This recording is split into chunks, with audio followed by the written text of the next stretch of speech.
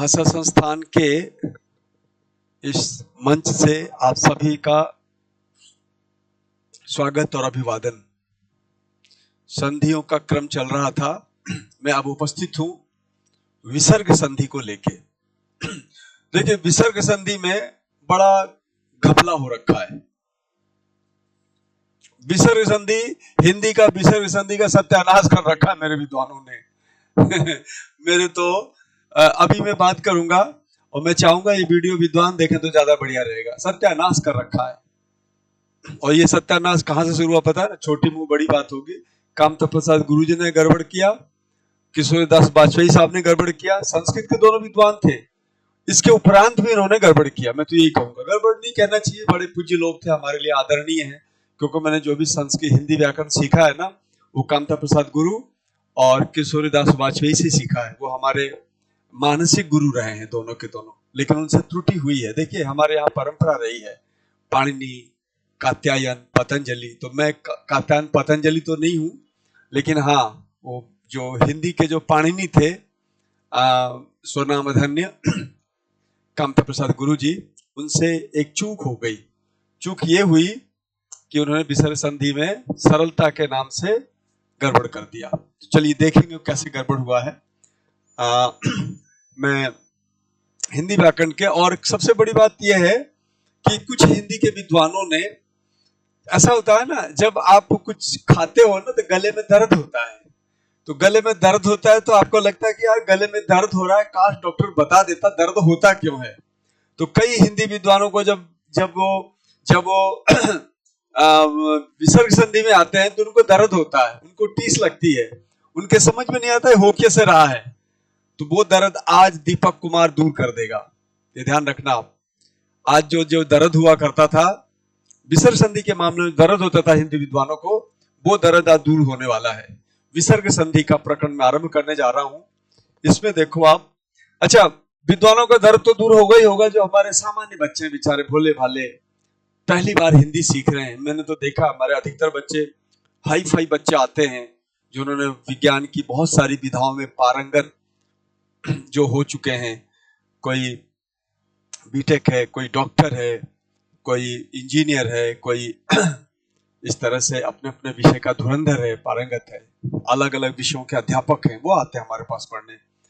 तो उन्हें जब हम पढ़ाते हैं तब उनसे काफी प्रेरणा मिलती है।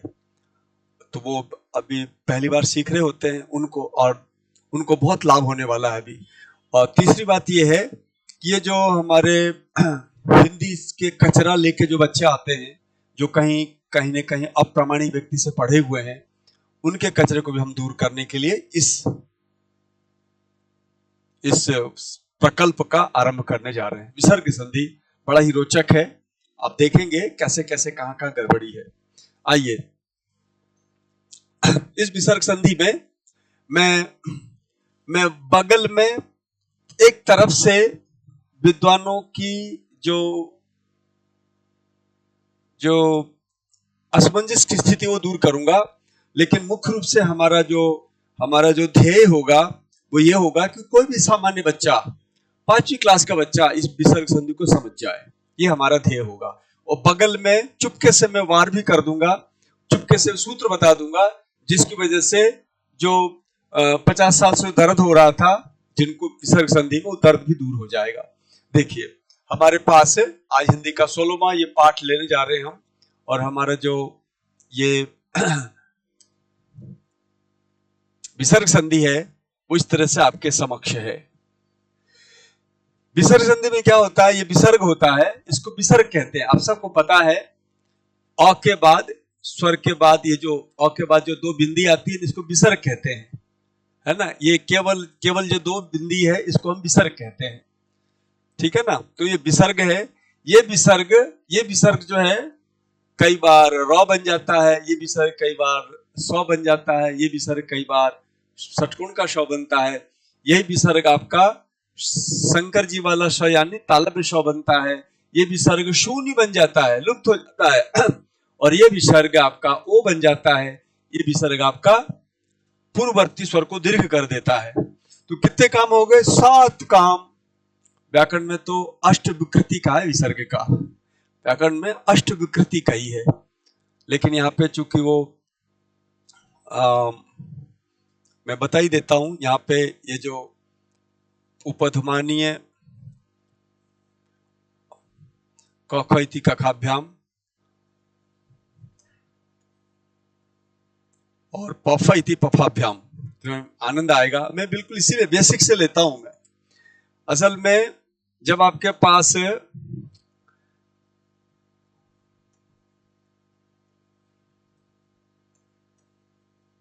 कईयों को लगेगा मैं क्या कौन सी भाषा पढ़ा रहा हूं, तो देखिए इसे कहते हैं उपधमानीय और इसे कहते हैं जिह्वा मूलीय। संस्कृत में ये कुछ नहीं है, ये दो विसर्ग है। देखिए ये विसर्ग है और ये देखिए ये विसर्ग है। इस विसर्ग को हम आधा करेंगे ना, तो आधा करेंगे तो ऐसा होगा। ये देखो टेक्नोलॉजी कितना हेल्प करती है हमारा। ये आधे विसर्ग को हम कहते हैं उपधमानीय। क्या कहते हैं? उपधमानीय। उपधमानीय। और इसको कहते हैं हम जिह्वा मूलीय।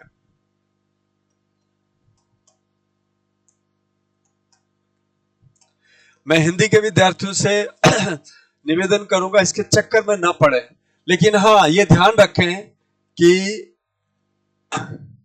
हिंदी में जो संधि है विसर्ग संधि वो कितना गंभीर है। हिंदी की संधि में विसर्ग की 8 विकृतियां होती हैं। 8वीं विकृति जो मैंने यहाँ लिखी है वो ये है, यानी इस तरह आधा विसर्ग क ख से पहले को जिह्वा मूलीय कहते हैं, प फ से पहले को यानी ये भी इसकी विकृति है। और संयोग से ये विकृति हिंदी में नहीं है। हिंदी में हिंदी वाले बच्चों को ये वाली विकृति नहीं पढ़नी है। पर हमारे श्रोता जो होते हैं ना, बड़े जिज्ञासु श्रोता होते हैं हमारे बहुत दूर दूर तक के लोग, बहुत प्रबुद्ध लोग भी सूक्ष्मता से चीजों को जानना चाहते, उसको कौन बताएगा। हमारे एक बैंक के रिटायर्ड मैनेजर साहब हैं, वो इतनी रुचि से हिंदी की साधना कर रहे हैं। वो जब इस बात को सुनेंगे वो कहेंगे वाह वाह वाह वाह। हमारी एक जर्मनी की शिष्या है, वो जब हमारे वीडियो को देखती है तो कहती वाह वाह क्या नई बात बताई आपने। तो कई लोग जो वास्तव में तथ्य का अन्वेषण करना चाहते हैं कि वाह विसर्ग के साथ 8 विकृतियां होती हैं, तो 7 विकृतियां तो ये रही। यानी विसर्ग को आप र करते हो, विसर्ग को आप सपेरा का स करते हो, विसर्ग को आप षटगुण का स करते हो, विसर्ग को आप शल्यम का श करते हो, विसर्ग को आप शून्य करते हो, विसर्ग को आप ओ करते हो, विसर्ग को आप पूर्ववर्ती स्वर को दीर्घ करते हो। ये 7 बातें अभी हम करके बताएंगे और आप धन्य धन्य हो जाओगे कि यार आनंद आ गया साहब, हमने पहली बार विसर्ग संधि को आत्मसात किया। एक घोचा मार के इधर उधर टेढ़ा मेढ़ा करके खेचतान करके चीजों को बना देना, ऐसे संस्कृत वाले नहीं होते थे। और हमारी भाषा, हमारी संस्कृति ऐसी है भी नहीं। हमारी संस्कृति प्रकृति पर आधारित है। सूर्य और चंद्रमा की गति के आधार पर हमारे व्रत होते हैं। ऐसी हमारी तमाम जो मानवीय उच्चारण पद्धति है, उन सब का प्रयोग करके व्यवहारगत बातों को लेकर हमारी भाषा बनाई गई है, हिंदी भाषा। तो हिंदी भाषा में बड़ी गहराई है, लोग समझ नहीं पाते, उनकी गलती है, हमारी कमी हम हिंदी नहीं समझ पाते हैं।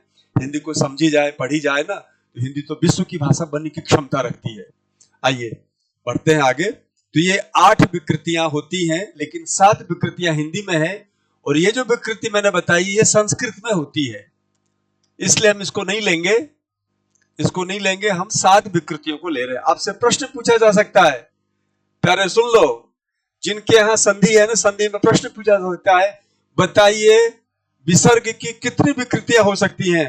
5, 6, 7, 8। हिंदी भाषा जोड़ दे तो हिंदी भाषा में साहब विसर्ग की 7 विकृतियां संभव है। आपसे प्रश्न बना दे 6, 7, 8, 9, तो किस पे टिक लगाओगे आप? 7 पे टिक लगाओ, क्योंकि द्वीपक कुमार जी ने, भाषा संस्थान वाले ने बता रखा है कि विसर्ग की 7 विकृतियां हैं, ऐसी हो सकती है। 7 विकृतियों को हम समझेंगे, जानेंगे, है ना। तो आइए सबसे पहले हम पहली विकृति पे काम करते हैं। बड़ा सरल है, खास बात यह है सरल बहुत है। ये इतनी सारी आपको लगेगा कितनी गुत्थी है, कुछ भी नहीं है। कल ये शब्द ऐसा हो तो ऐसा हो जाएगा, इस तरह का बिल्कुल लॉजिकल तार्किक ढंग से इन चीजों को मैं आपको बताऊंगा। गौर से देखिए, हमारा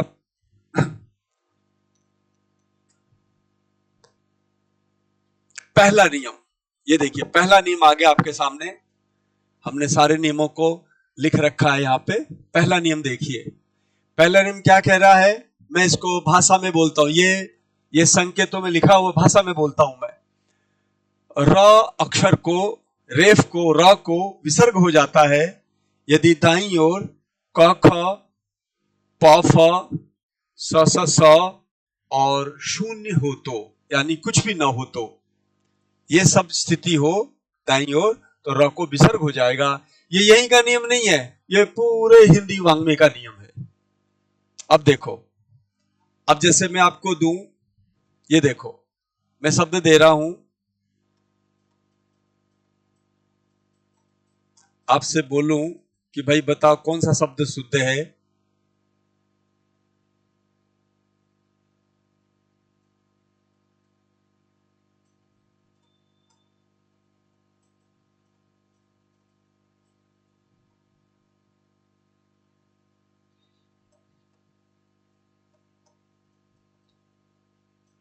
आप देख रहे हो, ये जो अंतर संबंध, पुनर्साध्य, मनोकामना वगैरह जो शब्द है ना, ये सारे के सारे शब्द गलत हैं। ये सारे शब्द गलत हैं। कैसे गलत है इसको भी हम समझेंगे कैसे गलत है ये, क्योंकि ये जो बनेगा ये अभी देखना आप कैसे गलत है, इसको मैं आपको बताता हूं।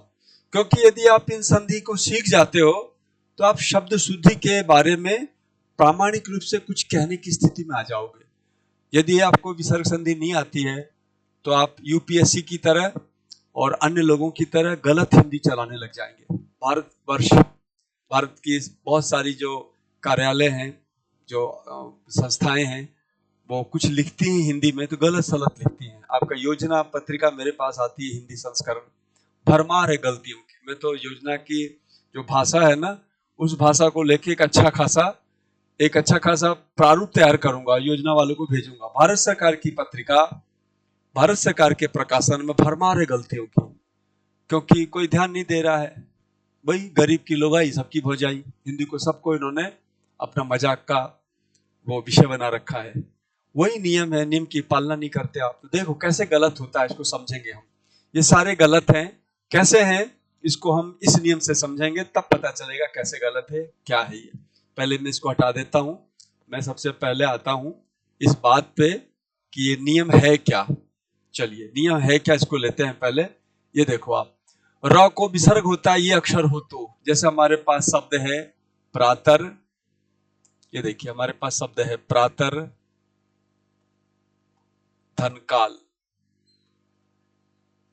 इधर क है ना, इसलिए र को विसर्ग हो जाएगा तो क्या बनेगा, ये बन जाएगा प्रातः काल। इसमें क्या दिक्कत है बताइए, बहुत बढ़िया से हम इसको लिख सकते हैं प्रातः काल, बस हो गया।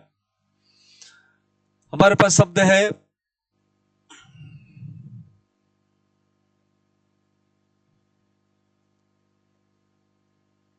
अंतर प्रज्ञा। क्या होगा, प है ना, ये प है ना, र को क्या हो जाएगा, विसर्ग कर दो तो बनेगा अंतः प्रज्ञा। क्या बनेगा, अंतः प्रज्ञा बन गया, अंतः प्रज्ञा। तो ऐसे मैं हजारों शब्द ले सकता हूं जिसमें ये शब्द बनेंगे। बहुत सारे शब्द बनाए जा सकते हैं। आपको केवल ये जानना है कि र को विसर्ग हो जाता है यदि इस तरफ क ख प फ स और शून्य अक्षर हो तो, बस छोटी सी बात है, याद रखना आपको। अब दूसरा नियम लेते हैं, स को भी विसर्ग हो जाता है यदि क ख प फ स हो तो, स को भी हो जाता है। तो देखिए स को क्या होगा, स को विसर्ग हो जाता है तो देखिए हमारे पास शब्द है मनस, धन कामना। स को विसर्ग कर दो, क्या बनेगा, मनः कामना। ये आपने शुद्ध शब्द बना दिया। यदि आप बोलोगे मनोकामना, इसका मतलब है कि आपने ठीक से संधि नहीं पढ़ी है और आप अप्रामाणिक बात कर रहे हो। मनोकामना कोई शब्द नहीं होता, मनः कामना शब्द होता है। ऐसे आगे बढ़ते हैं, हम देखते हैं कैसे स को विसर्ग होता है। तो देखिए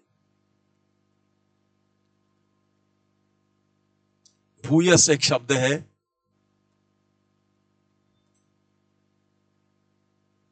विसर्ग करना है, हमने लिख दिया पतन, भूयस पतन, यानी फिर से गिरना। तो क्या बनेगा? भूयः पतन, भूयः पतन। तो जब कभी आपके समक्ष क ख प फ स स और खाली रिक्त स्थल का कोई शब्द आ जाए, यानी शून्य का मतलब कोई भी अक्षर ना हो, तब भी आप स को विसर्ग कर देते हैं। ये विसर्ग संधि का दूसरा नियम है, ठीक है ना। और इसके बाद जो हम शुरू कर रहे हैं, ये वास्तव में इसके बाद 3 से लेके 6 तक, 3 से लेके 6 तक, अभी तो 5 है, 6 और लूंगा मैं। ये जो 3 से लेके 6 तक के जो रूल है, ये वास्तव में स्वादि संधि के नियम है। ये इसमें स्वादि संधि लगते हैं, ये विसर्ग संधि नहीं है, ये विसर्ग संधि नहीं है। हालांकि संक्षेपण के लिए इस स्वादि संधि को हम विसर्ग में डाल देते हैं, वास्तव में विसर्ग संधि नहीं है ये। तो ये कैसे होता है इसे देखो, अभी स्वादि संधि का है, अभी हम सुविधा के लिए स्वादि संधि को डाल देते हैं विसर्ग संधि में। तो विसर्ग संधि का ही मान लो इसको आप, लेकिन है ये स्वादि संधि। और इसकी जो है ना, इसको हमने स्वादि संधि को हमने माना नहीं है हिंदी में, इसलिए सारी गड़बड़ी हो रही है। तो चलिए हम आते हैं इसमें। यहां देखिए, अ स अ, जब कभी हिंदी में ऐसी स्थिति बन जाए किसी शब्द में, तत्सम शब्द में, अ हो, स हो, फिर अ हो, 3 जब आमने सामने होते हैं तो तीनों मिलके ओ बना देते हैं। जैसे देखिए हमारे पास शब्द है मनस अनुसार। क्या है? मनस धन अनुसार। तो देखिए इसमें क्या है, मन में नौ में अ है, ये अ को बाहर निकाला हमने, स को बाहर निकाला और अनुसार को हमने यथावत लिख लिया। देखो अब देखना, अ स अ आमने सामने है कि नहीं ये बताओ आप, हाँ या ना, है ना। तो अ स अ को ओ कर दो, चलो कर देते हैं। तो क्या बना? मन ओ नुसार, मन ओ नुसार, ये बन गया मनोनुसार। जब बनाओगे तो क्या बन जाएगा? मनोनुसार, मनोनुसार, ठीक है। अब कोई कहेगा कि साहब मन अनुसार क्यों नहीं लिखा आपने, तो मैं बोलूंगा कि भैया रे, मैंने गुरु जी की सेवा की है, हमने महावैयाकरण जो वाराणसी के हैं उनके चरण दबाए हैं, गंगा जल भर के उनकी सेवा की है, उनके कपड़े धोए हैं, साधना की है, निष्ठा रखी है। तो हम मूर्ख नहीं है कि हम मनाधन अनुसार लिखेंगे। क्यों भाई? क्योंकि हमारा नियम है, आप संधि विच्छेद तब करते हो जब मूल शब्द होता है। तो मूल शब्द मना नहीं है, ध्यान रखना। मैं चाहूंगा सामान्य बच्चे भी सुन ले, जो विद्वान बनते वो भी सुन ले। मनः मनसी मनांसी, मनः मनसी मनांसी, मना जो शब्द है ना, ये मूल शब्द नहीं है। मना शब्द प्रातिपदिक शब्द नहीं है, मना तो प्रथमा का एक वचन है। और संधि का विधान होता है मूल शब्द के साथ, संधि का विधान होता है मूल शब्द के साथ। मूल शब्द मनस होता है। ये प्रारंभिक कक्षा के बच्चे जो संस्कृत वाले वो जानते हैं इस चीज को, व्याकरण के बच्चे जानते हैं। मनस मूल शब्द है, मनस अनुसार जोड़ेंगे तो वो हमारा शब्द बनेगा मनस अनुसार। फिर हम अ और स और अ को तीनों को मिला के ओ करेंगे तो बन जाएगा मनोनुसार। विसर्ग नहीं आएगा, कोई विसर्ग लगा रहा है तो गलती कर रहा है वो। एक बात। दूसरी बात, ये जो मनोनुसार है ना, ये विसर्ग संधि में नहीं आया है सिद्धांत कौमुदी में, ये आया हुआ है स्वादि संधि में। सु आदि के साथ संधि हो रही है, यहाँ पे स्व के साथ संधि हो रही है, विसर्ग का कोई लेना देना। देखो कहीं विसर्ग है क्या? देखो कहीं कोई विसर्ग नहीं, फिर भी ओ हो रहा है ना। इस तरह से हम इसको किस में मानेंगे? हम इसको विसर्ग संधि नहीं मान के स्वादि संधि मानेंगे और ये मनोनुसार बनेगा। लेकिन हाँ, अब प्रश्न उठता है कि यदि मैं ऐसे नई नई बातें करूंगा तो बेचारे बच्चे मारे जाएंगे, उनके परीक्षा में नंबर कम आएंगे। तो बच्चों को पूरे नंबर दिलाने के लिए मैंने एक व्यवस्था की है, वो ये है कि भाई अ विसर्ग अ आपस में मिलते हैं, तीनों को मिला के ओ कर दिया जाता है। जैसे देखिए हमारा जो बच्चों को बचाने के लिए हमारा प्रयोग है मना धन अनुसार, मना धन अनुसार। और इसमें क्या क्या है? मन में न में अ है, ये विसर्ग है, और यहाँ अनुसार का अ है। हमारा नियम क्या कह रहा है? हमारा नियम कह रहा है अ विसर्ग अ को, देखो हमारा नियम यहां भी काम आ रहा है, अ विसर्ग को ओ कर दो, तो क्या बनेगा? तभी बन जाएगा मन ओ नुसार। मन ओ नुसार मिला दिया तो क्या बन गया? मनोनुसार। मनोनुसार। तो विद्वानों के लिए ये आंख खोलने वाली बात है, और बच्चों को जान बचाने के लिए ये दोनों वाली बातें हैं।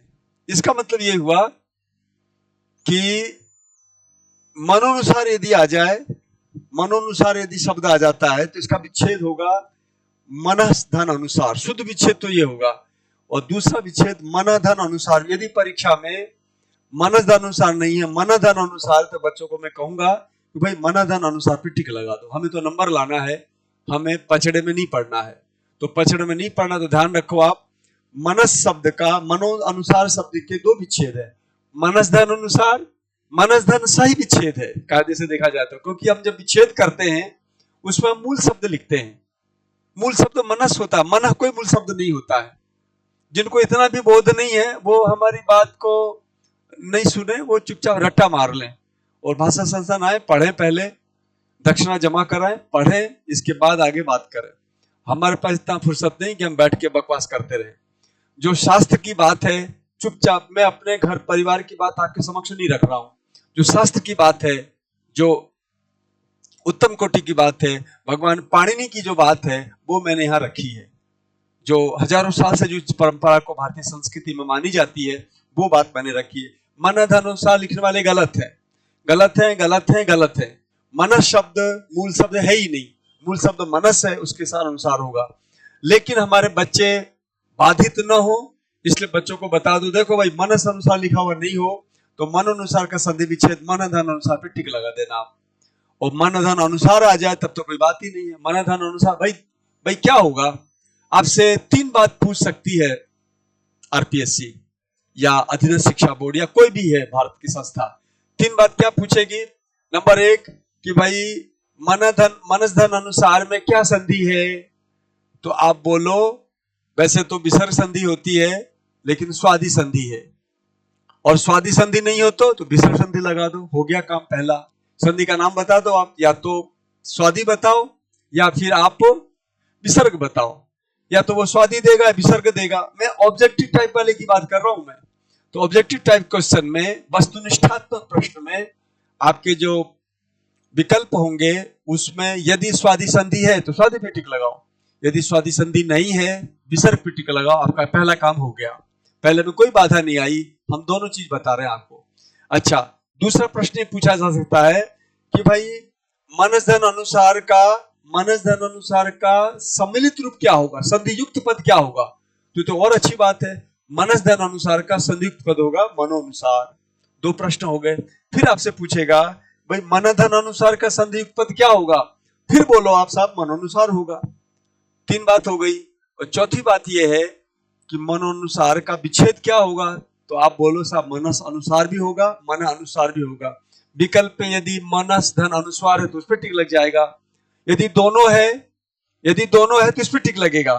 यदि खाली मन अनुसार है, मनस अनुसार नहीं है, तो मन धन अनुसार भी टिक लगेगा।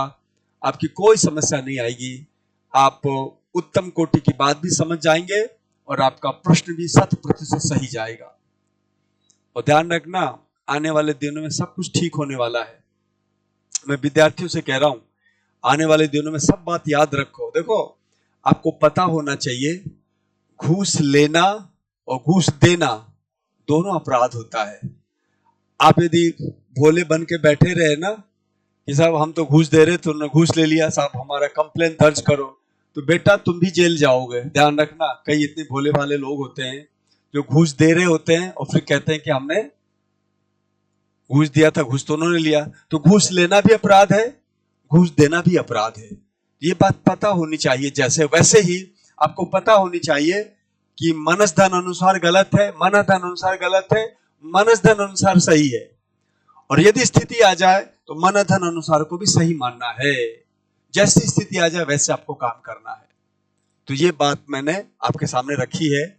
तो ये विसर्ग संधि के हमने 4 रूप आपके समक्ष रखे हैं। अब मैं विसर्ग संधि का 5वां और 6वां रूप रखूंगा और फिर बाद में डिस्कस करूंगा। मैं पहले तो देखो बालकों को विदा कर देता हूं। मैं झगड़ा हम बाद में करेंगे, झगड़ा नहीं बोलूंगा मैं, शास्त्रार्थ और वाद विवाद बात की बात है। तो पहले बालकों को विदा कर देते हैं, बालिकाओं को विदा कर देते हैं। भाई पहले विसर्ग संधि सीख लो और पूरे नंबर के आप काम कर लो। इसके बाद जब हम उदाहरणों को लेंगे तब आपको बताएंगे कैसे विसर्ग संधि में गड़बड़ी फैला रखी है पूरे हिंदी के साम्राज्य में, पूरे हिंदी के विद्वानों ने। तो आइए हम लिखते हैं 5वां नंबर, है ना। हम 5वां नंबर नियम लेते हैं। ये जो हमारा 4 नंबर नियम था यहां तक हमने पूरा कर दिया।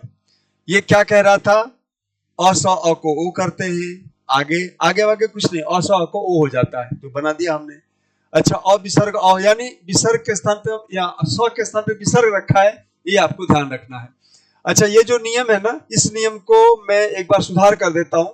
इसे मैं 4 नंबर नियम नहीं कहूंगा, इसको मैं कहूंगा, इसे मैं कहूंगा 3 क बोलूंगा मैं इसको क्या कहूंगा मैं, 3 क, 3 नंबर 3 क, यानी ये दोनों नियम मिलता जुलता है, इसलिए हम 3 क बोलेंगे। अब हम लेने जा रहे हैं चौथा, 5वां, 6ठा, 3 नियम और हैं, उसको ले लेते हैं। देखिए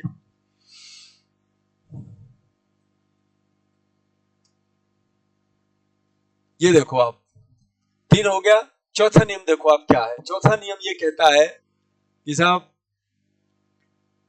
अ को स को ध्यान देना और स को ओ कर दो,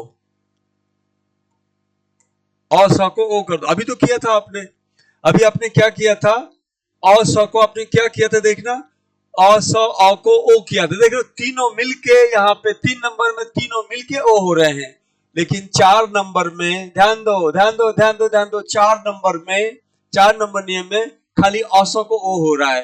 ये कब होगा, इधर घोष वर्ण हो तो, घोष व्यंजन हो तो, घोष व्यंजन हो तो। भाई घोष व्यंजन क्यों कहा, भाई घोष शब्द बोल देते ना, तो घोष में तो स्वर भी आते हैं, स्वर आने के बाद असा को ओ नहीं होगा, ध्यान रखना। स्वर आने के बाद असा को ओ नहीं होगा। हमें चाहिए क्या, हमें चाहिए घोष व्यंजन। घोष व्यंजन कौन कौन से होते हैं, घोष व्यंजन में ग घ ङ, ज झ ञ, ड ढ ण, द ध न, ब भ म, य र ल व, ह, ये सारे घोष व्यंजन है। ये यदि इस तरफ होंगे तब हमारा नियम क्या काम करेगा, अस को ओ कर देगा। अब देख ही लेते हैं कहां पर हो रहा है ये। जैसे देखिए, ये देखिए हमारे पास शब्द है यशस धन वर्धन, यशस धन वर्धन। ये देखिए व जो है ना, व घोष में आ रहा है ना, इसलिए अस को, अस कहां है, अस देख लेते कहां पर है। ये देखिए अस ये रहा, श में अ है और ये वाला श है, और आगे वर्धन हम यथावत लिख लेते हैं वर्धन को, ठीक है ना। अब हम नियम लगाइए, औस को कर दीजिए ओ, तो क्या बनेगा, ये बन गया यश ओ और वर्धन, यश ओ और वर्धन, इनको सबको मिला दो तो क्या बनेगा, यशो वर्धन, यशो वर्धन। ऐसे ही हम लेंगे नभस मंडल, नभस धन मंडल, क्या बनेगा नभस मंडल का, क्या बनेगा, नभो मंडल, ये बन गया नभो, नभो मंडल। तो ये मैंने एक उदाहरण लिए, ये दूसरा उदाहरण लिया, दोनों सिखा दिया, बता दिया आपको। आपको नियम को घोटा मार लेना है, याद रखना है कैसे मिलजुल खाते। देखो हमें तो सब उपस्थित है, झट से बता देता हूं। आप जिंदगी में पहली बार शायद ये चीज पढ़ रहे होंगे, वो भी इतनी वैज्ञानिक रीति से, इसलिए थोड़ा धीरे चलें, सावधानी बरतें और एकाग्र मन से पढ़ें, याद आ जाएगा आपको, याद हो जाएगा। फिर आप आगे सारे प्रश्नों को, जो भी प्रश्न हो, पूरे विश्व में कहीं भी हिंदी की परीक्षा हो रही हो, आप अग्रणी बन जाएंगे इन चीजों को सीख के। देखो ध्यान रखो, आप कभी भी किसी परीक्षा में 60, 70, 75 नंबर लाना बड़ी बात नहीं होती है। 60, 70, 75 नंबर वाले हर साल फेल होते हैं। जो 95 और 100 नंबर लाता है वो आराम से निश्चिंत चलता है। तो आप मुझसे जुड़े हो तो हम ये चाहेंगे कि आप 100% नंबर लाइए हिंदी में, और ध्यान से पढ़ेंगे तो आपके नंबर आ जाएंगे। 60-70 नंबर लाना, जितनी भी व्यवस्था है यहाँ पे हिंदी पढ़ाने वालों की, वो सब 50-60-70 नंबर की व्यवस्था करते हैं।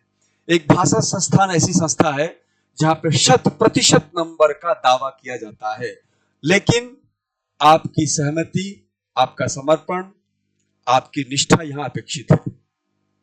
अगला नियम ले रहा हूं मैं, अ स, ये 4 संख्या का नियम है। अब मैं नियम को नाम दे रहा हूं 4 क। इसमें क्या करूंगा? कुछ नहीं करूंगा, 100 को विसर्ग कर दूंगा। ये देखो 4 क जो नियम है ना, इसमें हम क्या करेंगे? अ विसर्ग, और इधर होगा घोष। इधर क्या अक्षर होगा? घोष। तो क्या होगा? इस अ स को क्या हो जाएगा? ओ हो जाएगा। ये एक नियम आपको ध्यान रखना है। बस उदाहरण लेते हैं हम। जैसे देखिए हमारे पास शब्द है मनः, धन, भव। मन धन भव। तो यहाँ पे अब देखिए और विसर्ग कहाँ है? ये रहा और विसर्ग। देखिए नौ में अ है, उसको बाहर निकाल दो, विसर्ग को साफ साफ दिखा दो, और फिर भव यहां लिख लो, और इस नियम की पालना कर लो। आगे घोष वर्ण भ है, ये जो घोष वर्ण है कौन सा है?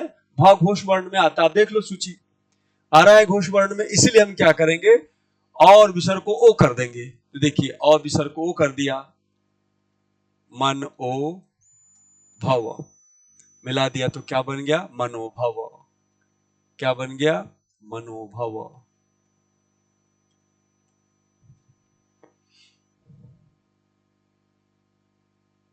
इसी को ले लेते हैं। देखिए यदि आप यशः रखते हैं, यशः धन वर्धन, यहां वो स्थिति आ गई। क्या? यश में श में अ है और विसर्ग है, अ और विसर्ग मिलकर ओ हो गया। तो क्या बन गया? तो ये बन गया यशोवर्धन। ये रहा यशोवर्धन बन गया। इस तरह से 4 क, 4 नंबर और 4 क का ये स्पष्टीकरण है किस तरह से होता है। एक बार फिर से बता दूं मैं, मन नाम का कोई शब्द नहीं होता, यशा नाम का कोई शब्द नहीं होता, ध्यान रखना। हिंदी में यश शब्द होता है, और संस्कृत तत्समय यश, यशसी, यशांसी, यश शब्द होता है। हम जब संधि विच्छेद करते हैं तो वो यशस और वर्धन से विच्छेदित होगा। ये हम जब भी विच्छेद में लेंगे मूल शब्द को लेते हैं, मूल और प्रातिपदिक शब्द जो होता है उसको हम लेते हैं विच्छेद में, न कि बने बनाए शब्द को लेते हैं। यश, यशसी, यशांसी तो बना बनाया शब्द है, ये तो प्रातिपदिक है ही नहीं, मूल शब्द का नियम हमारे पास है, इसलिए ऐसा नहीं होगा। ये वाला शुद्ध है, ये वाला अशुद्ध है। ये क्यों बड़ा बता रहा हूं मैं? ये अशुद्ध इसलिए बता रहा हूं मैं अपने भाई को गलत इसलिए बता रहा हूं ताकि वो परीक्षा में 2 नंबर से वंचित ना रह जाए, क्योंकि इन्होंने प्रवाद फैला रखा है, हिंदी के विद्वानों ने, लोगों ने सब गलत सलत पढ़ा पढ़ा के लोगों को फैला रखा है कचरा। तो मैं कचरा डला रहा हूं अपने बच्चे के ऊपर। कचरा है ये, कचरा, इसे याद कर लो, ध्यान रखो। कचरा पूछ दो, कचरा निपटा दो भाई। सटे सठन समाचरित, लड़ाई के मैदान में जीतना है बस। यदि कोई आपको गलत ढंग से वार करता है तो आप भी गलत ढंग से वार कर दो। तो वो चीज बता रहा हूं मैं, ये गलत है, लेकिन ध्यान रखना है। हो सकता है ये विकल्प न दे परीक्षक, नमस्धन मंडल हो सकता है नहीं दे, हो सकता है वो मनसधन नभसधन मंडल वो विच्छेद न दे, नभ दे दे, विसर्ग वाला नभ धन मंडल दे दे। तो इसलिए बता रहा हूं विसर्ग वाला भी आपको सही कर देना है यदि एग्जाम में फंस गए तो। दोनों जानने में कोई फायदा नहीं है, क्योंकि आने वाले दिनों में भारत सरकार के स्तर से ये सारा संशोधन होने वाला है। इसलिए मेरे बच्चे पहले सीख जाए तो ज्यादा अच्छा है। ये सब सुधार हो जाएगा, ये सब कट के हट जाएगा। अभी मैं क्यों गलत बता रहा हूं? ताकि आपका परीक्षा निकल जाए। गलत सीख लो, आपको पता है कि वहां पे वो घूस ले रहा है, कोई घूस दे के काम चला लो। हम तो ये कहते हैं, हम तो व्यवहारिक व्यक्ति हैं, आपका नुकसान नहीं होना चाहिए। चलिए हम ले रहे हैं 5वां नियम। 5वां नियम ये कहता है, बड़ा रोचक नियम है।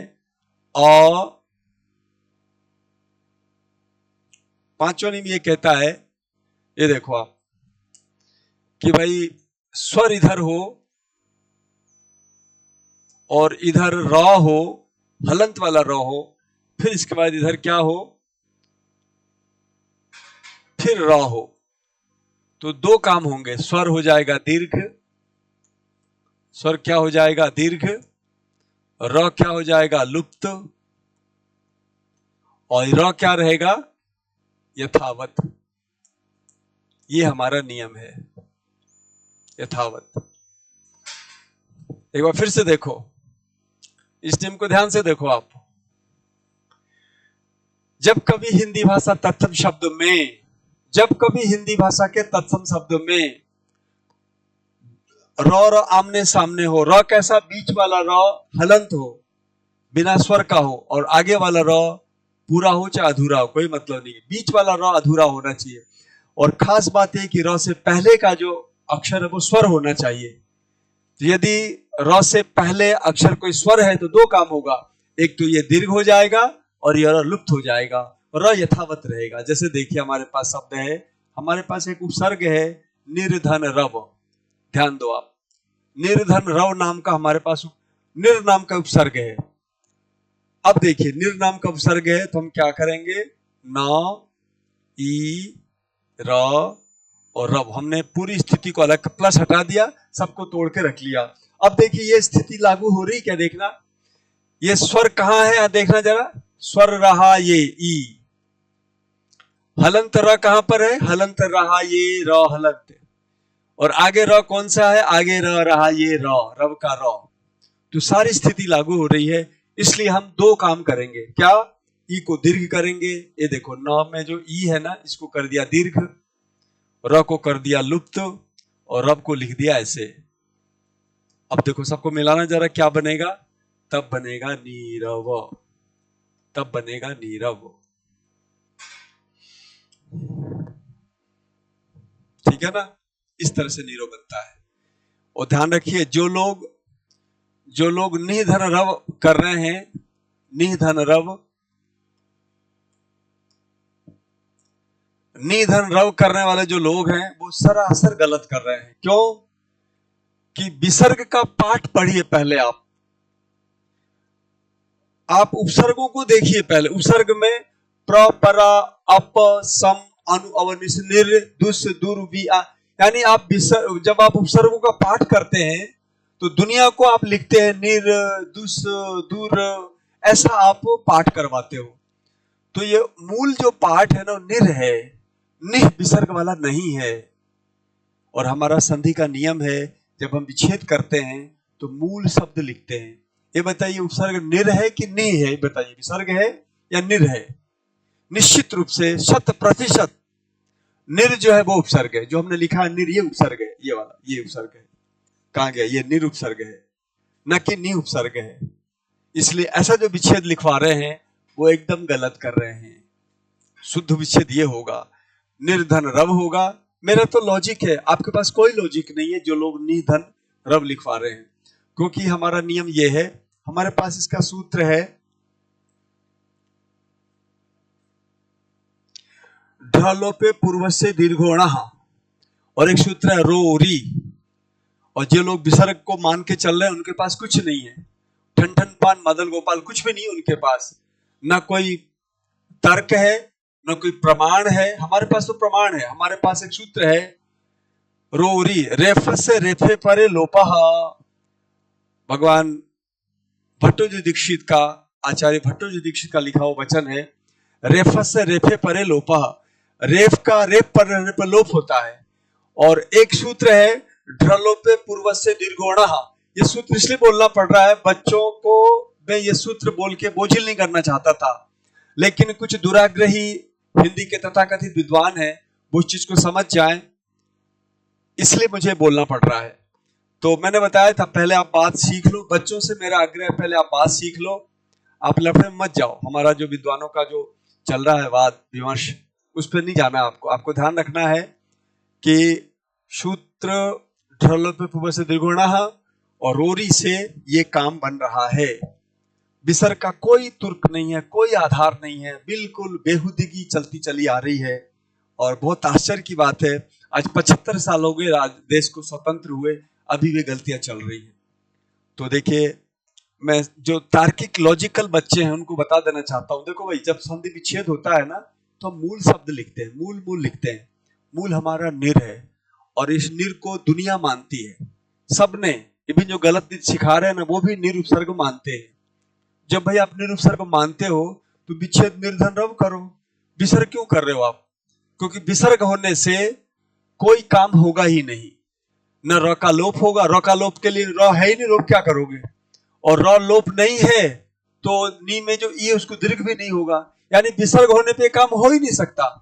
निधन रव के साथ ये काम हो ही नहीं सकता जो काम यहां हुआ है। इसीलिए शुद्ध रूप क्या है? शुद्ध रूप है निर्धन रव। इसको इस नियम से हम करेंगे तो बनेगा नीरव। ये हमारा 5वां नियम है। लेकिन हाँ, चूंकि अभी नकारात्मक बात का विसर्ग, ऐसी चीजों का संभावना है कि चीज आ सकती है परीक्षा में, इसलिए मेरा ये कहना है कि आप 5 क के रूप में एक नियम और याद रखो, और वो नियम है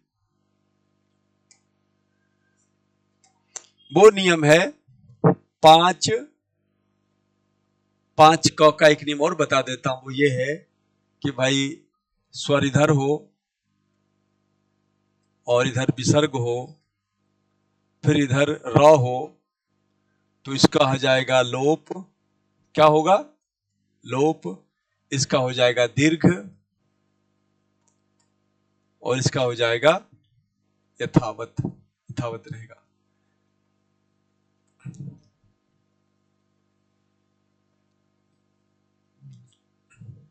ये मैं गलत बता रहा हूं, है ना?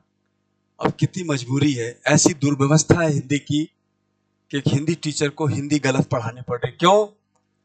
कि झूठों का बोलबाला है, और कम जानने वालों का बोलबाला है, अतार्किक लोगों का बोलबाला है। अतार्किक लोग बैठे हैं पेपर बनाने वाले भी, तो अतार्किक बाई द वे पेपर बना दे, तब ये झूठ आपके काम आएगा। ये विपत काल में बच्चों, विपत काल में ये काम में लेना है। क्या? कि यदि आपके पास ये आ जाए, तो देखिए निह धन रव है। अब यहां पे देखिए लोप किसका करना है? विसर्ग का लोप करना है। स्वर क्या है? नौ में ई है, तो नौ में ई है, इसका दीर्घ हो जाएगा, दीर्घ कर दो नी, और रब जोड़ दो नी रव। तो मैं यहां ये बताना चाह रहा था, 3 तरह के आपके प्रश्न आएंगे। देखो, जो बातें बता रहा हूं उससे आपका कोई नुकसान नहीं होगा। 3 तरह के प्रश्न आएंगे। आपसे पूछा जाएगा, भाई बताओ नीरव का विच्छेद क्या है? नीरव का विच्छेद क्या है? तो एक विकल्प ये हो सकता है, नीरव का विच्छेद है निर धन रव, एक विच्छेद ये है। दूसरा है नीर धन रव। तीसरा है निह धन रव। चौथा है निह धन रव। तो एक उत्तर आपका, एक विकल्प ये है। इसमें 1 2 3 4। एक दूसरा लेते हैं हम। ये देखिए भाई, नीरव जो शब्द है, इसका विच्छेद क्या है? तो देखिए निर्धन रव। दूसरा लेंगे हम निर्धन रव। तीसरा लेंगे हम निधन रव। चौथा लेंगे हम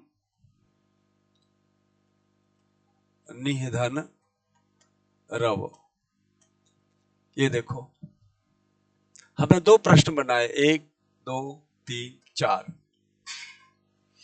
यहां देखो विकल्प, देखो बच्चे, विकल्प देखो। पहले आपसे पूछा जा रहा है नीरव का विच्छेद क्या है? नीरव का विच्छेद क्या है? विच्छेद क्या है? ऐसा प्रश्न पूछता है, तो आप क्या करेंगे? एक विकल्प ये है, एक विकल्प ये है। 4 में से एक चुनना है, इन 4 में से एक चुनना है। इन चारों में से जैसा हमने पढ़ा है अभी, उसके अनुसार हमारा विकल्प होगा निर्धन रव। ये विकल्प होगा। ये सब गलत होंगे।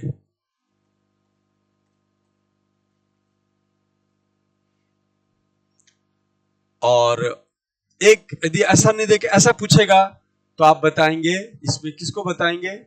यहां पे भी निर्धन रव, इसको सही बताएंगे। इसको बताएंगे। और यदि ऐसा पूछता है वो कि साहब निर्धन रवो, निधन रवो, 3 प्रश्न रखे मैंने आपके सामने, फिर हम दे रहे हैं निधन रवो, और चौथा ले रहे हैं हम निधन रवो। तो क ग्रुप, ख और ये ग, 3 तरह का सेट हमने पूछा प्रश्न का। तो इस वाले में निर होगा, उस वाले में, इसमें चूंकि निर है ही नहीं, इसमें निर है ही नहीं, इसलिए हमारा कौन सा सही हो जाएगा, ये निधन रव ठीक हो जाएगा, माना जा सकता है। तो आपको ऐसे ध्यान रखना है। हालांकि परीक्षक जो है विवादास्पद प्रश्न पूछता नहीं है, वो प्रश्न या तो ये पूछेगा या ये पूछेगा, समझे। ऐसा बहुत अभी तक तो ऐसा हुआ नहीं है, निर भी पूछ दे, नि भी पूछ दे, ऐसा कभी नहीं हुआ है। हम 15 साल से तो पेपर देख रहे हैं, कहीं भी ऐसा नहीं हुआ, इसलिए परेशान नहीं होना है। आपको सही बात ये सीखनी, हाँ यदि, क्योंकि ये भी जानना, देखिए मैंने बताया ना, हमें गलत चीज का भी बोध होना चाहिए, हमें गलत का बोध होना चाहिए। ठीक है, आपको पता है कि आपको बाईं ओर से ड्राइविंग करनी है, लेकिन आपको ये भी पता होना चाहिए कि आप गलत साइड में ड्राइव करेंगे ना तो आपको पेनल्टी लगेगी, ये भी पता होनी चाहिए। तो फिर आप ड्राइव, अब जहां आफत आ जाए, एक्सीडेंट हो जाए, कोई बात हो जाए, तब तो गलत साइड में चलना पड़ता है। जब एक्सीडेंटल कोई बात हो जाए, जब ऐसी स्थिति आ जाए, तब आपको गलत काम का सहारा लेना है। गलत काम कौन सा, ये वाला है, निधन रव भी शुद्ध मान। जैसे देखो यहाँ विपत्ति आ गई थी, परीक्षक को नहीं पता था कि क्या विच्छेद होगा, तब हमने निधन रव को सही बताया। ये विपत्त काल वाला है और ये दोनों संपत्त काल का है, सही समय का है। शुद्ध रूप तो 5 वाला ही है। 5 को क्यों सिखाया मैंने, 5 को इसलिए सिखाया ताकि आप विपत्ति में नहीं पढ़ो, आपका क्वेश्चन गलत नहीं जाए, इसलिए मैंने 5 को सिखाया है। इस तरह से आपको बनाना है। तो आज हमने 5 तक की बात की। एक नियम और रह गया है, उसको बता दे तो विसर्ग संधि का कंटा कट जाएगा, है ना। कंटा नहीं बोलना चाहिए, ये तो ज्ञान है। विसर्ग संधि आत्मसात हो जाएगी, ऐसा कहना चाहिए। कभी भी किसी शब्द ज्ञान के विषय में नकारात्मक शब्द का प्रयोग नहीं करना चाहिए। चलिए अगला विवेक, अगला हम लेने जा रहे हैं, और वो है 6 और 6 क। बस ये समाप्त है। लास्ट देखिए, 6 का नियम है, यदि स्वर इधर हो, है ना, और इधर स हो और इधर ए हो, तो इस स का हो जाता है लोप। ये हमारा नियम है। जैसे देखिए, मनस शब्द है, धन एव है। देखिए मन में जो 9 में अ है ना, ये है आपका, ये स्वर है, आगे एव है। हमारा नियम क्या कह रहा है, इधर ए है क्या, ये रहा एव, इधर स्वर है क्या, ये रहा स्वर, ये रहा एव, ये रहा स्वर। तो क्या करना है, सकालोप करना, सकालोप कर दो, तो क्या बनेगा, मन एव, मन एव, मन एव मनुष्याणाम कारणम बंध मोक्षयोः। मन जो है व्यक्ति के बंधन का, मोक्ष का कारण है। जो आदमी ज्ञानी होता है ना, जिसका मन निर्द्वंद होता है, वो यूं चलता है, और जो अज्ञानी होता है वो डर डर के चलता है। और जो ज्ञानी होता है, भगवान बुद्ध, प्रभु श्री राम और ऐसे महानुभाव जो ज्ञानी थे, अभी भी बहुत सारे ज्ञानी घूम रहे हैं, वो निर्द्वंद निश्चिंत होकर घूमते हैं। अभी निर्द्वंद निश्चिंत हो जाओ, ज्ञान प्राप्त कर लो, पद प्राप्त कर लो। निर्द्वंद और निश्चिंत बनाने के लिए हमारा ये उपक्रम है हिंदी पढ़ाने का। इस तरह से बन गया। अच्छा, चूंकि कई लोग इसको विसर्ग वाला लेके, गलत वाला लेके चलते हैं, तो गलत वाला आ जाए तो आपको ऐसे करना है। देखिए स्वतः इसका नियम ये है, 6 का नियम ये इस तरह से है। क्या है, इधर स्वर हो, इधर विसर्ग हो, इधर ए हो, तो विसर्ग का लोप हो जाता है ना। कैसे, जैसे इसी के ले लेते हैं, हमारे पास यदि ऐसा आ गया, मना धन एव, तो ये क्या बनेगा, विसर्ग का लोप कर दो, क्योंकि विसर्ग के पहले अ है इसलिए हमने लोप कर दिया, तो क्या बन गया, मन एव, ये बन गया। तो आप इन सबको बना सकते हो क्या, देखिए, मन एव, स्वतः एव, स्वतः धन एव, ये लिया हमने, अतस धन एव, अतस धन एव, ये सब क्या बनेगा, या फिर हम ऐसा ले लेते हैं, स्वतः धन एव, स्वतः धन एव, या हम ले लेते हैं अतः धन एव। इन सब का क्या बनेगा, इन दोनों नियमों से इसका बनेगा अतएव, जैसा बनाया था मैंने, अभी नहीं बनाया, अतएव, इसका बनेगा स्वतएव, स्वतएव, इसका भी वही, इसका भी अतएव और इसका भी स्वतएव। इस तरह से चारों का दो रूप बन जाएगा, अतएव स्वतएव, क्योंकि नियम लग रहे हैं इसलिए। तो 6 क तक की आज हमारी बात हुई। ये विसर्ग संधि हैं, तो इन संधियों को ध्यान से देख लें, समझ लें, आप विजयी रहेंगे, आपका सारा जो समाधान है वो हो जाएगा। लेकिन हाँ, यदि प्रैक्टिस नहीं है, अभ्यास नहीं है, तो हमसे चूक हो सकती है। और इससे संबंधित चूक तो अच्छे अच्छे विद्वान करते हैं, मैं बता दूं आपको, हिंदी के अच्छे अच्छे लोगों ने, मैं समय मिला तो कभी सारा रखूंगा, बहुत गलतियां कर रखी हैं।